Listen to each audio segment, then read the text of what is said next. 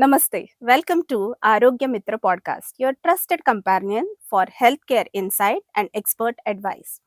Today, we are discussing a critical health concern which affects us all: air pollution.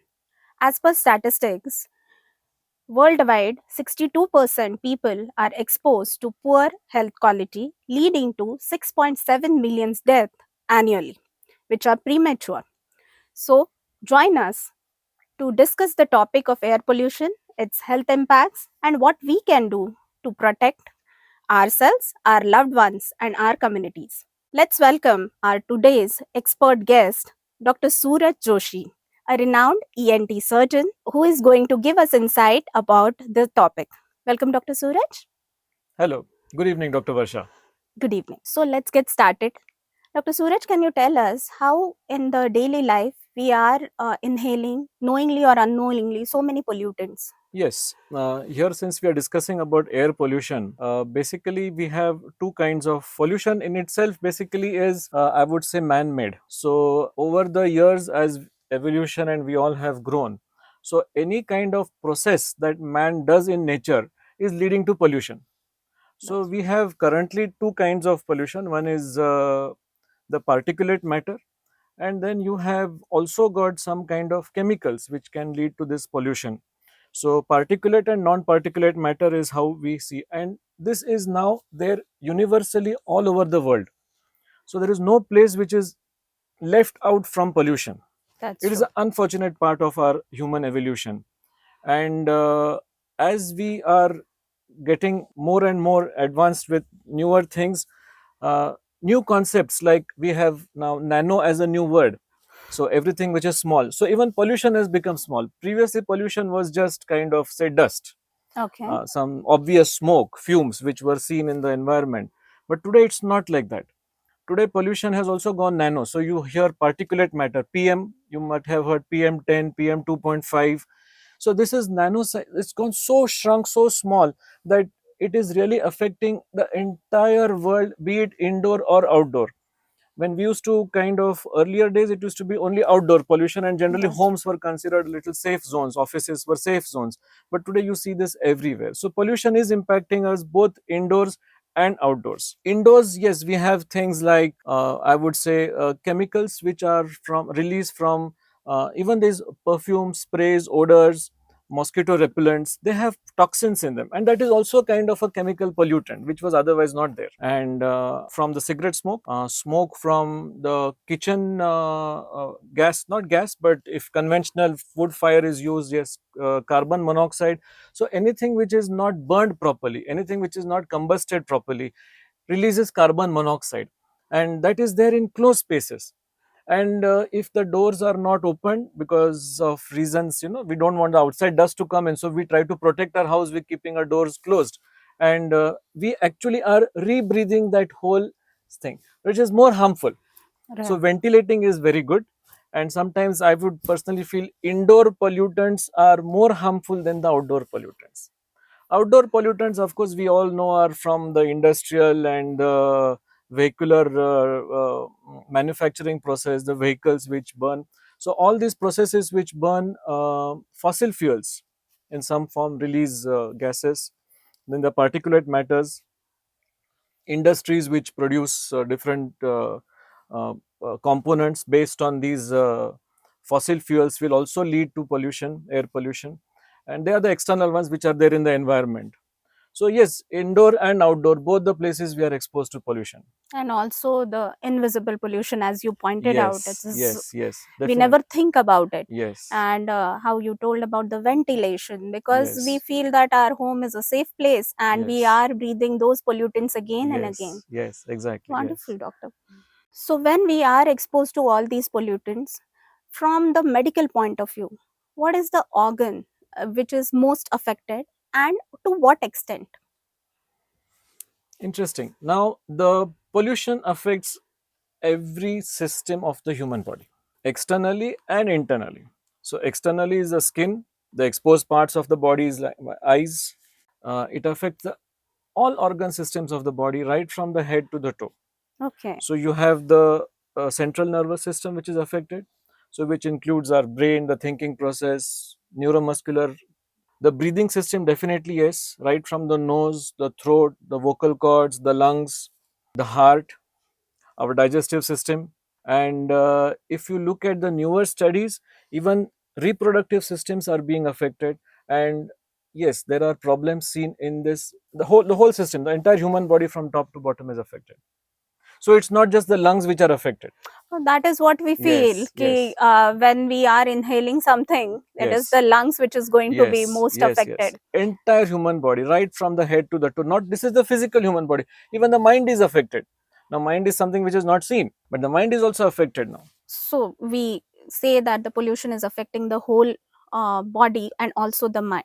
So when we say about the impact of this pollution, is there any high risk group who are more prone to this effect? Conventionally, we look at elders with comorbidities, so who have other medical conditions like pre-existing diabetes, asthma, heart problems, etc., as the typical high risk group. But if you ask me personally, I will say the children are the most high risk group. Okay, Say for somebody in his or her mid age, 40 or 50, is affected with the pollution and its effects on the body. He or she has lived 40 years, that's true. and he or she has another, say, 30, 40 years to live with or without the problems. But a child who is, say, just 5, 10, or newborn child, he or she is most susceptible, more vulnerable, and he or she for his entire life will live with that pollution and the effects of the pollution.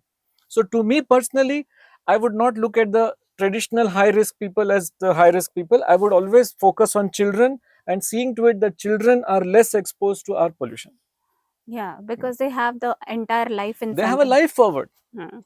We have lived for 40, 50 years, and it's okay even if next 10, 20, 30 years if we live with some pollution. Not okay in terms of one should not live, but still the high risk group is the children.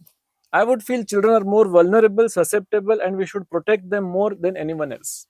So important message there ki Yes, we should protect our children. children, yes, children is future, everything for children. They should not suffer. And again, let me tell you, it is because of our mistake that the pollution is there. It is not because of the children's mistake. Yeah, they, Our needs and demands have increased. We want this, we want that, we want more growth, we want more material world, and we order things, we get things, we process things. And we should know that all of this at the end of the day somewhere is culminating in increased pollution. so in the quest of commercial interests and luxury, we are making our earth more and more polluted. Definitely, yes, definitely, a very big challenge. Yeah, indeed. Of course, that the air pollution affects the respiratory health more because we are inhaling the pollutants basically. So, as a ENT surgeon, what are the short term and the long term effects you are seeing changes in the respiratory health, especially after COVID? With the respiratory system, I will just define a respiratory system for a common man. It's right from the nose, okay, it goes down to area behind the nose, the oral cavity, the area behind the oral cavity, we call it as a pharynx, then the vocal cord, even the eustachian tube, the ears are also part of the respiratory system. And then you have the lungs, and lungs you have different sections in the lungs, which will be also a bigger area to discuss. Now, every system of the ear, nose, and throat, ENT, and the respiratory system gets affected with pollution because we start breathing from the nose. That's The true. point of entry is nose. So we have to see to it that we have to first make a barrier kind of for the nose, and from there where we can start seeing that the effects which, so it affects us in terms of simple stuffy nose, okay.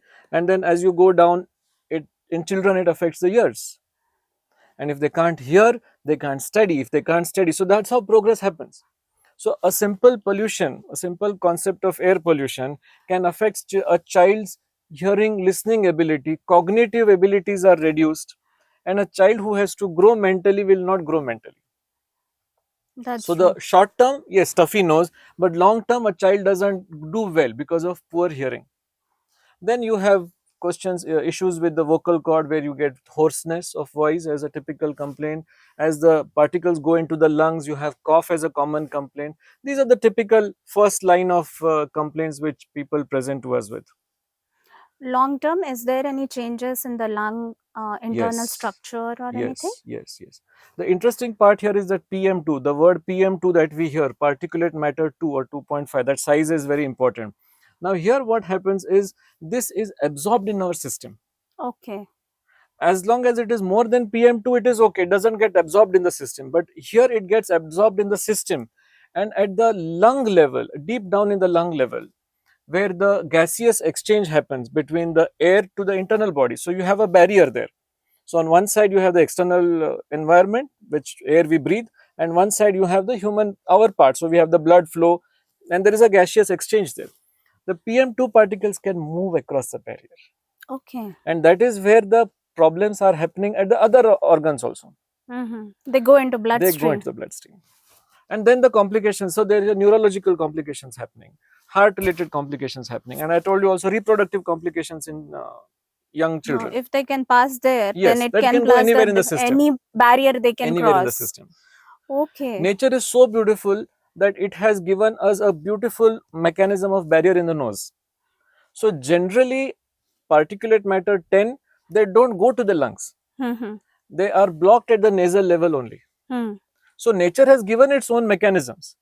We have tried to go in the nanoparticle size, and that's when the problems have happened. Like we are going beyond the protective mechanism what nature has given us. Yeah, yes, very By dangerous. with our own hands, we are Yes. land up So in we this are trouble. to blame for everything here. Recently, we are also seeing a sharp rise in heart attacks and strokes also. We have discussed it that it is related to the pollution and this, but how exactly it is affecting us? The effect on the heart is a little indirect. So once the lungs get affected, the heart secondarily starts getting affected. Once the breathing doesn't do its job properly, so the heart has to function harder to extract that oxygen from the lungs to supply to the body. That's true. So when the heart works more than what it is needed to work, then the pressure on the heart reversely builds up. And that is how the heart related complications are increasing. So primarily it's till the lungs, and then beyond that the heart and other systems are getting affected because oxygenation is poor. So the heart has to work Yes, more, and and with increased exposure, long term conditions which are affecting the lungs. uh, a typical question is always asked about with pollution is cancer. yeah, Well, cancer does happen, but I find other conditions which are like fibrotic lung conditions are more dangerous than just cancer, okay.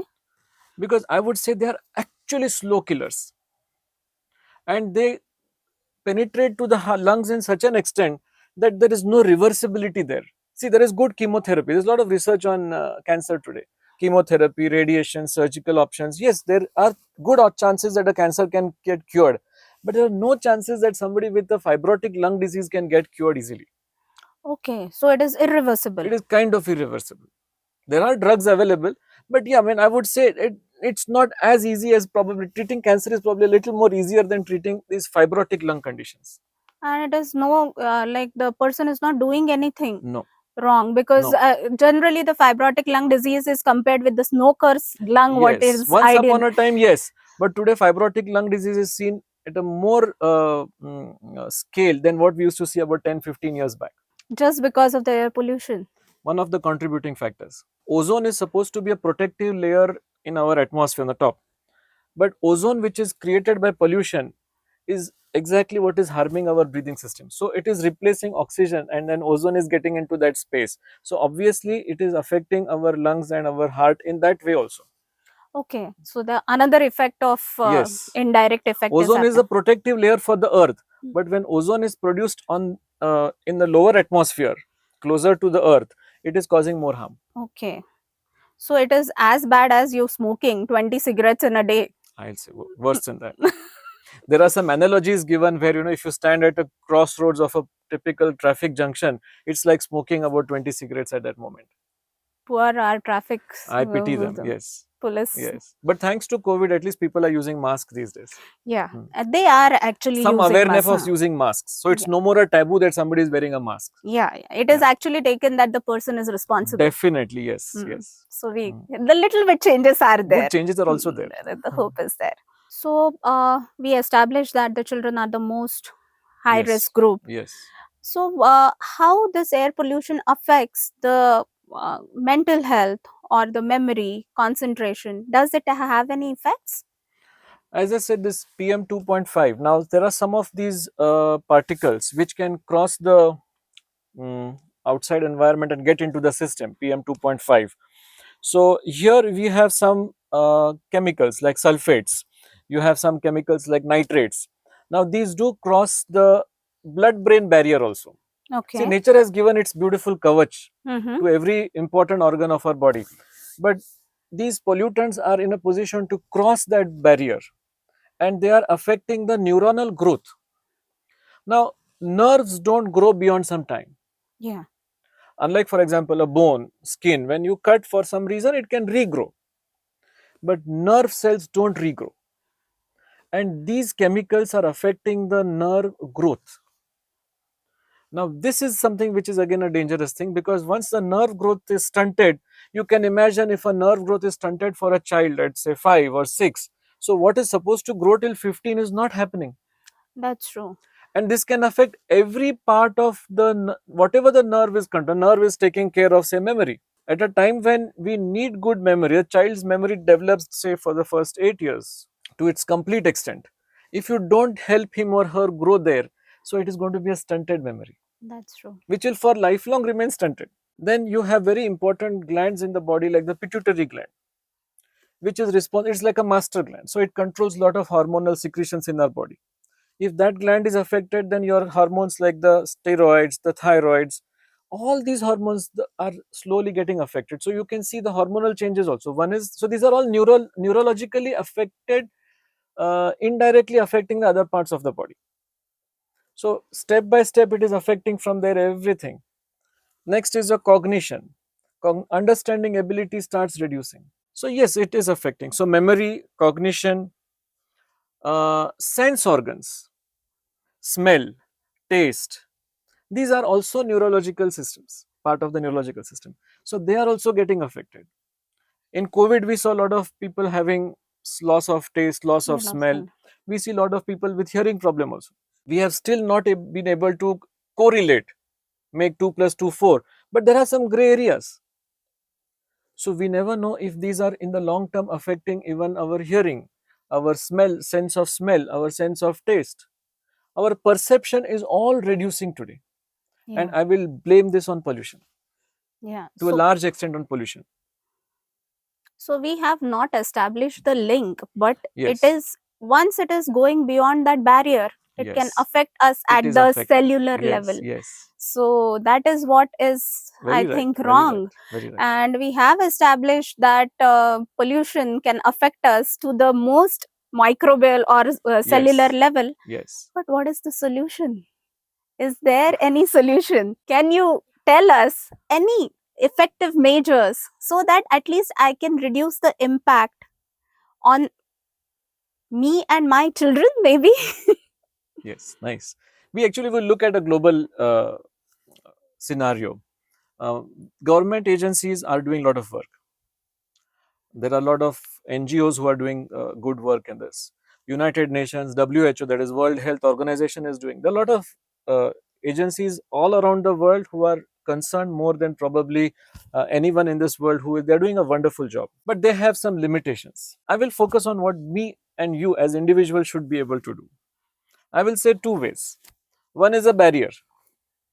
Okay, there is something called as a green barrier. Green barrier is plants. Now, it is a most healthy way of maintaining a barrier. Plants are known to absorb carbon dioxide. Plants also are a physical barrier. There is a gentleman in Delhi where the air quality index is something like 400 today. Yeah. He's developed a garden on his terrace, rooftop garden. Mm-hmm. And he's proven there with data that the air quality in his garden is less than 50. Okay. In Delhi, it is In like Delhi, heart of Delhi, the air quality is less than 50 in that constrained space. It's open terrace. So it's possible. yeah. Okay. Hmm. And he's just got plants. He's got beautiful plants. And I'm sure the link will be available on YouTube. Somebody should be able to direct us there.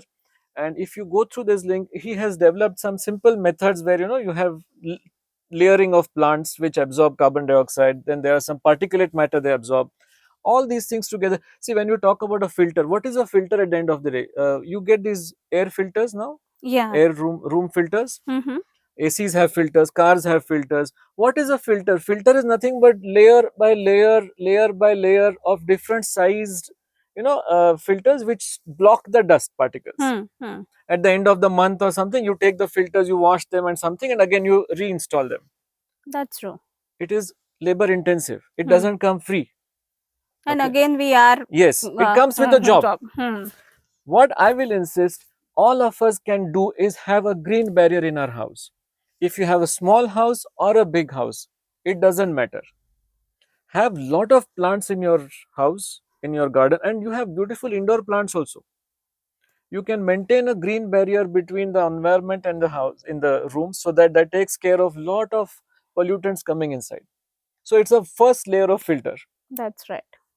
I will only insist everyone to please plant 10 simple plants in your house. 10 plants each. So a house of say 4 people will have 40 plants. Good enough. At least that much of filtration is happening before the air comes into your body. Exactly. Okay. Hmm. That is one. Mm-hmm. Two, I will in my clinic I insist on a lot of people on, like how we in COVID we all learned how to wash hands, Yeah. and insisted that we wash hands before we eat food, when we come out from meeting and so likewise I insist all my patients to do something called jalaneti. Jalaneti. Again, jalaneti has been our practice in Ayurveda or our science since thousands of years. Yeah. Okay, lot of different rituals in our day to day thing. We have something called nasal cleansing. Over the time we have forgotten it. We have Mm-hmm. become a little lazy. Again, let me get back. Let's start doing this nasal cleansing. By I call it nasal douche, somebody calls it jalaneti. The concept is like washing hands every day. We wash our nose every day. Okay. Simple saline solution, freely available in your house. Water is plenty, salt is plenty, a little simple solution. I will make a link and share it with you so you can upload it for people to see, and they can wash this the simple douche by jalaneti or nasal douche, and they can do it every day, morning and evening. So that takes care of the particulate matter in the nose. Okay. So one barrier is the green barrier, green curtain. Second barrier is what we have, God has given, and we just wash and keep it clean. So we just spoke about green barrier, and then you have jalaneti or nasal douche, washing the nose as a physical barrier from the pollution entering into our system. So PM10 is taken care of. Now let's talk about PM2.5, which is very interesting, and that's where I will put lot of stress on pranayam. And pranayam, if you break the word or if you see the meaning of the whole word, prana and ayama, prana is life and ayama is to protect. Protecting So the to life. protect life, and that is pranayam. So we all say as long as one is breathing प्राण आहे किंवा प्राण सोडला त्यांनी in Marathi or local language, प्राण निकल गए. So it is so important that this concept of pranayam, if all of us incorporate in our lives, which is possible, I think we can manage the PM 2.5 also to a large extent. Now what is this pranayam? I'll just go in one technical part of pranayam, and then I will talk about the simple methods in which we can use this to our benefit. You all know about a conveyor system. Yeah. So you see it in industries, you see it at airports. Hmm. A bag is put in a corner or a component is put, and the conveyor belt takes it to the other end of the Yeah. Automatically. something like that. So there's a conveyor belt system. Hmm. Our breathing apparatus, that is the respiratory system, is also a conveyor system. Okay. Nature has taken care. See, probably nature or God knew where we are leading. PM2 was not there thousands of years back, but PM2 is coming now. So jokes apart, our conveyor belt system in our respiratory system is so beautiful, it is so functional that any particle which sits in the nose, the conveyor system takes it to the vocal cord. And then we cough it, sneeze, spit it, or swallow it. It doesn't go beyond into the lungs. It is stopped here. So this is a watershed mark. Naturally, it is Naturally, taken. whatever sits here, PM2, it goes down here and it sits here. And then we cough it, swallow it, and everything. So it's expelled out of the system. So nature has taken care of that. This conveyor system works otherwise uninterrupted. 24/7, 365 days, as long as we live, this continues. Now what happens is, because of the pollution and the heavy particles, that PM10 particles sit on the nose, PM2.5 particles sit on the system. Now what happens is, because of the weight of these particles, increase in secretions, this conveyor system slows down. This conveyor system slows down. And when the conveyor system slows down, we start getting nasal congestion, throat problems, cough, etc. How to maintain this conveyor system from moving is pranayam. Wonderful. By doing pranayam, this conveyor system keeps moving. The particulate matter which sit and make it redundant keep moving. It is like increasing the viscosity. You use materials like water, spirit, they move away fast. But heavier materials like oils, they stay stagnated. It becomes difficult to move with oil, but it is easy to move with water. That's true. Exactly as the stagnation happens, the viscosity of our mucus in the nose and throat becomes sticky and hard. But when you do pranayam, this keeps moving. It, So the conveyor belt action continues to move. It is called as mucociliary clearance. It is a scientific term. It is not my derived term. It is a scientific term. So this mucociliary clearance is a beating of the waves in the nose where any particulate matter keeps going in this direction. It goes in one direction only. where it goes out. Yes. And to keep this in good health, I'm sure pranayam is going to help us. A simple action like, I'll go to a little part of pranayam. Like for example, we know something called Bhramari pranayam. Bhramari pranayam is humming sound. That M sound, when you prolong and you hum, it becomes Bhramari pranayam. There are different techniques which are available on YouTube. Anybody can see that. But what I'm trying to tell you is, this Bhramari pranayam is creating a natural wave here. I'll give you another easy example. You take a utensil, a flat utensil, parat. You put some sand grains or some rice grains or husk, something on that. Any material you can put, and randomly just throw it. And when you do gentle vibrations below it, you will see a pattern forming on that. Okay. And this Bhramari is nothing but again some kind of vibrations which are created internally, and these vibrations will also settle those particulate matter on our nasal mucosa, and it will help it push it. A very simple example. And it is possible, it will work, and it will help us. It will benefit all of us. So we are actually throwing the pollutants out. Yes, pranayam is a way of breathing.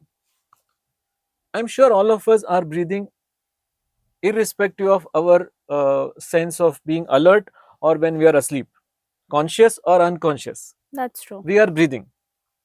Heart is beating. So these are systems in our body which are moving. Of these systems, the breathing is one system which is under our control. We can control our breathing as long as we are awake. When we are asleep, yes, it goes into the mind takes over. But when we are awake, we can control our breathing. Like for example, if I say I have to take a deep breath now, exhale. Now I take a deep breath and I can hold it also. So I can do this to some extent, I can regularize my breathing. The moment I understand this and I regulate my breathing, we are getting from being subconsciously, we are getting consciously active with our breathing pattern, and this is what is pranayam, and this is what is helping us take care of our pollution problem to some extent. So conscious breathing. Yes. Take efforts, and it is just for a few days that you need to learn to take efforts. I can discuss about how to take these efforts also. Please. These are efforts which can be taken on a daily basis. Say for example, we all have some idle time. Yeah. Where we do nothing. I will not blame the mobile for all of us being idle. No. But we do have some idle time. That's true. Say 5 minutes of idle time, focus on pranayam. You can do any technique which is available on YouTube. You have simple techniques like one side breathing and one side exhaling. Mm. So that is Anulom Vinulom. Mm-hmm. Then you have Brahmari, you have Omkar. Now these are all simple techniques which you can sit even in this posture, in this podcast room, that we can sit and we can do it. You can do it at home, you can do it in the office, you can do it when you're driving a car, you can do it when you are just waiting at the signal, you can do it when you're watching television, when the advertisements come. Don't flip to your phone so the TV stops and your phone starts. Don't do that. Just keep the phone for 5 minutes and start doing deep breathing. Deep breathing and Brahmari can be done anytime. That's true. And slowly from 5-minute intervals, we increase it to 10-minute intervals, 20-minute. And then what happens is this becomes a way of life for you. And that is all what pranayam is, a way of life. The moment we shift this, the way we look at breathing, the moment you know breathing is possible and breathing is beautiful, this takes care of your majority of problems. So conscious and effortless. Yes. Wonderful. Never thought about pranayam like that. And sorry to interrupt, and it is free. Of course. Always free. thought that I'll need to sit at one place and do this. But Yeah. somewhere down the line, every time something goes wrong, Yes. our elders were telling us, take a Yes. deep breath. Yes, yes, yes. Deep breathing is very important. So they were just making us conscious about that breathing. Yes. In our Vedas, the life of a person or life of a being, be it an animal or be it a human being or anything, life of a being depends on the number of breaths he or she takes. If you see lower animals, their breathing is very rapid. So generally the pets or what we have at home, cattle, livestock, the life is between 10, 12, 14 years, 15 years maximum. Average lifespan. Humans have gone to about say 60, 70. Developed countries goes to about 80, 85. But if you see some animals like the tortoise, like the whale, like the elephant, if you see their breathing pattern, they are very slow. They take extreme deep breaths. And there is documented evidence for tortoises and whales to live up to 200 years. So, which just goes to prove that breathing well will extend. It's not how long we live, we also have to live disease free. Exactly. How long probably is not, it's by destiny, but how we live is disease free. And to live disease free, I think this is one of the most important aspects. And that is in our control. We cannot blame governments, you cannot blame agencies for not doing their job. You can't blame industries, you can't blame anybody. Only thing that you can do is by doing efforts in doing good pranayam. Wonderful. I have a solution for air pollution. Just a conscious, Yes, effortless breathing, yes, making it a lifestyle. yes. It is a it can be a lifestyle issue for the benefit of patient. Like general lifestyle issues are problems. When we talk about lifestyle issues, we talk about diabetes, hypertension, and all that. Here, this is a new lifestyle issue. Let's talk about which is going to increase our life quality and lifespan also. A new lifestyle movement, we will Yes, call we should. a pranayam. Yes, we'll put the responsibility on you. So we have talked about pranayam. So a lot was talked about respiratory immunity, especially during pandemic and post-pandemic. So does chanting help to build the respiratory immunity? What is your take on it? Nice question. Yes, definitely. Chanting is something which we all have been doing, we all have been taught to do through all communities all over the world, all beliefs, all religions, all age groups, all ethnicities have been doing chanting. We all, as we move ahead or move backwards, we lose some things, we miss on some things. There was a wonderful article on BBC which has stressed the importance of chanting. Chanting has multiple benefits. One is at the mental level or the spiritual level, either way you can look at it, which we'll not discuss here. Let's focus on the health benefit of it, like the physical health benefit. So basically chanting is repetition of a particular voice, vocalization over multiple times. The moment you do this process of chanting, your breathing starts getting regularized. So you can take any example for chanting, and then you start realizing that you take the pause at the right time and you breathe in at the particular chanting, whatever, if you take a shloka Words. or word or something, at that time you take in inhalation and then you chant and then you exhale. So this becomes a cycle, a beautiful circle. And this is again a kind of pranayam. So it definitely helps. Then you can chant for a longer period. See, your chanting includes 5 words, panchakshari chanting, what they call it as. So you can increase the span. So if a chanting of 5 words takes about say 3 seconds, you make it 4 seconds, 5 seconds, 6 seconds. You can go up to as much as you can. And that improves your breathing capacity, what we in medical terms call as a vital capacity.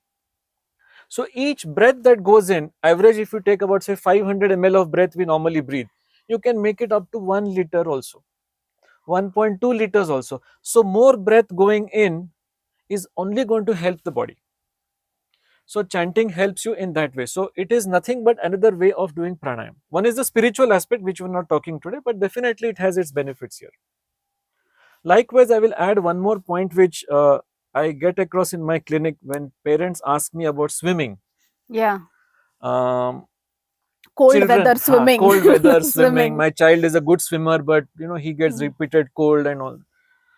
I said swimming has nothing to do with what do you say, cold or infections and all that. In fact, if you go to the swimming lessons here, which we have some beautiful swimming pools in Belgaum, all the coaches train the children by an exercise called making bubbles. That is a So technique. it's a beautiful technique. Mm. So what is bubbles? When they breathe out, they go in the water and then they have some leg Mm. movements, arm movements. When they are doing these movements, the trainer coach asks them to breathe out and they make bubbles. That bubbles, and they ask them to do the brahmari kind of sound. So again, swimming actually is a way of doing pranayam also, in the right technique if they do it. And when children do like this, believe me, they don't get cold and cough. I see the difference in my clinic. Mhm. So actually, whenever they are getting this repeated cold and cough, they should actually exercise. Exercise is Hmm. important. I just gave an example of swimming because it gives you a way of Brahmari Pranayam also there when they do Huh. the bubbles. That is what I It has an wanted to stress. additional advantage. Exactly, yes. Same with the walking. Same with walking. If you see walking as an exercise, whatever your pace, say you might walk at 3 kilometers or 3 kilometers an hour, somebody might walk at 6 kilometers an hour. If you're fit, you can walk faster, you can go up to 7 kilometers an hour, brisk walk, good enough. But say when you're walking at 3 kilometers, somebody who is, for whatever medical health reasons, he or she cannot walk fast. I say at least walk at 3 kilometer speed, which is reasonably slow speed. But there also, if you see the number of steps that you take, the breathing is synchronized with your steps. Yeah, it happens like that. It happens. So every 4 steps, you breathe in, and every 4 steps, you exhale. So this synchronized breathing is also pranayam. You are supposed to increase your breath. So instead of taking shallow breaths, like panting, Mm-hmm. if you take deep breaths, it is going to be more beneficial. So walking, yes, good question. Walking definitely helps. So any In form of exercise any is form going of to help. exercise helps. And if And sorry, it is also proven that people who are regular with exercises, who have a good breathing pattern, their heart rates are low, their body metabolism nicely is stabilized at one level at rest. When they're exercising, it is on the higher side, but when they rest, it is nice. And these are good indicators, parameters for us to decide on one's physical health. When, as a doctor, when somebody comes to me with some blood reports, some ECGs and pressure, blood pressure, these are parameters which we in medicine look at them, and they give us an idea. And it is good in sports persons. it will give the exact health status of the Exactly. person. Yes.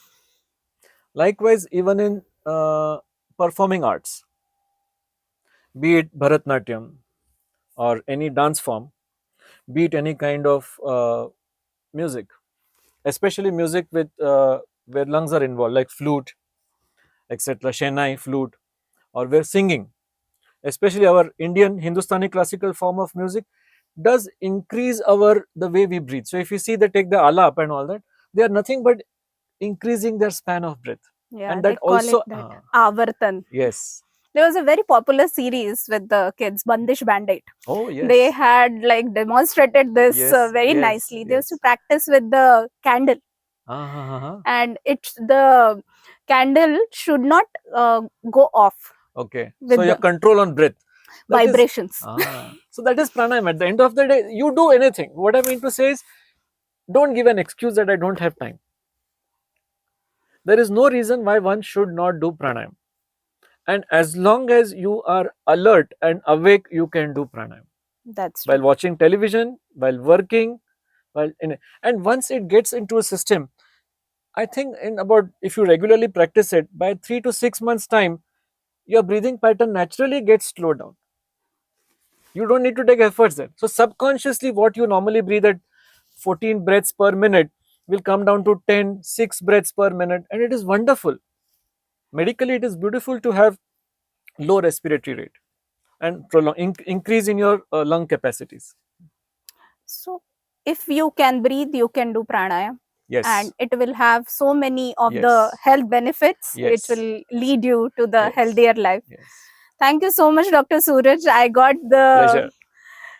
solutions for something which I was feeling was beyond my control, and I cannot Yes, do anything yes, about it. yes, And it certainly gives us hope that there is so much we can do. yes. Certainly, yes. And everybody, if he or she can take one step, I'm sure we will have a better, greener world where we don't complain, where our next discussion will not be on air pollution. We'll have more better discussions also, which are more productive and which will help all of us do better in our lives. Instead of the problem, we'll Yes, concentrate let's on the not discuss innovation. problems. Let's talk about innovation. And these are, and I think on all the topics that which I have covered, uh, all of them are free.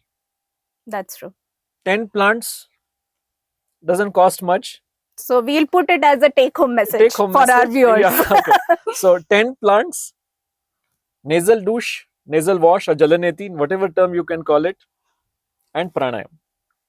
Three things will reduce the effects of pollution on our body. What is already there is not in our control, but what comes closer to us, we can definitely keep a control. Yes. Thank you so much. Most welcome. So we hope our listeners are much more aware about what air pollution causes, and they are much more empowered with the knowledge what they can do to uh, deal with the impacts of pollution, which is very doable, simple, and free of cost. So we will be back again with another episode of Arogya Mitra podcast, discussing maybe not the problem, the solutions and the innovations. Thank you.